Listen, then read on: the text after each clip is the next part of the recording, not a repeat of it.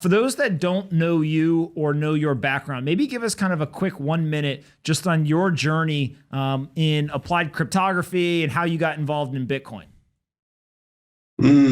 So I guess I was in some ways like super early and then kind of came and went a couple of times. So in the kind of mid to late 90s, I was involved in the cypherpunks list and cryptography for things like Tor, like anonymous remailers, privacy for browsing, and electronic cash. So I'd implemented some of the crypto libraries for DigiCash, kind of centralized but very anonymous electronic cash system.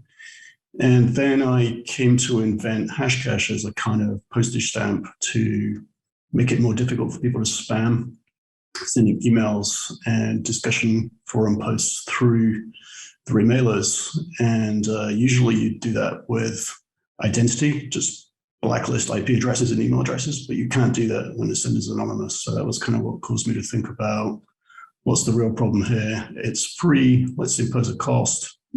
Credit cards are difficult, but we can do proof of work. And that started a kind of multi-year discussion, well, probably decade plus discussion about how to make a respendable electronic cash.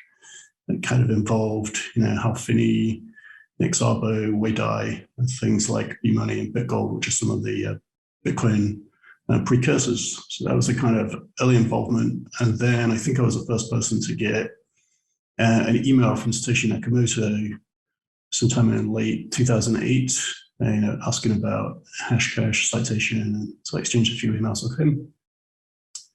And so when you first get that email, like, why does he email you, he, she, they, and what was kind of your reaction, or what did you think? So the question originally was, I'm developing an electronic cash system. I'm citing and using your paper on Hashcash. How should I cite it? Because it wasn't an academic publication. It was a kind of research report on a personal website, right? So how to cite that is a little, it's not a reference to a journal and a date kind of thing.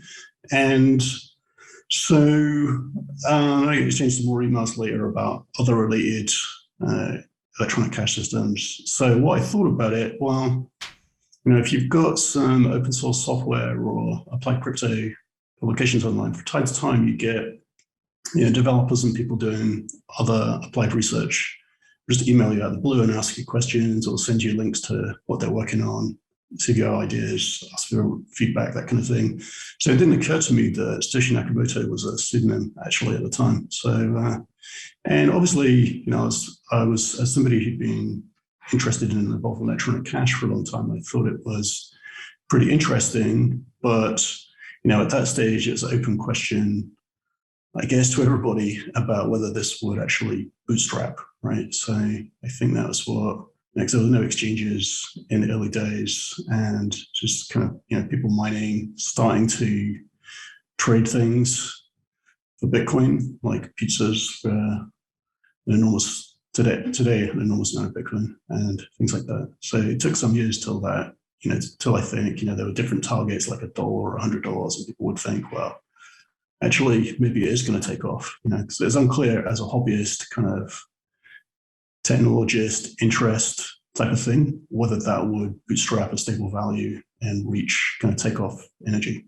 What's up, guys? Bang, bang. Thanks so much for watching the Best Business Show today. If we're going to be the best business show, we obviously need the best partner. That's why the exclusive sponsor of the Best Business Show is SoFi. They're an all-in-one platform that allows you to invest in all kinds of different assets, including stocks, ETFs, crypto, IPOs, and they even have an automated investing function, if that's your thing. So before we start getting after it again, make sure that you go download SoFi, you get an invest account, and when you make your first crypto trade, regardless of what you buy, they'll give you $10 in Bitcoin for free. It's that simple. Head on over to SoFi.com/pomp to get started today. Thanks so much for watching, and I hope that you come back and watch more of the Best Business Show tomorrow.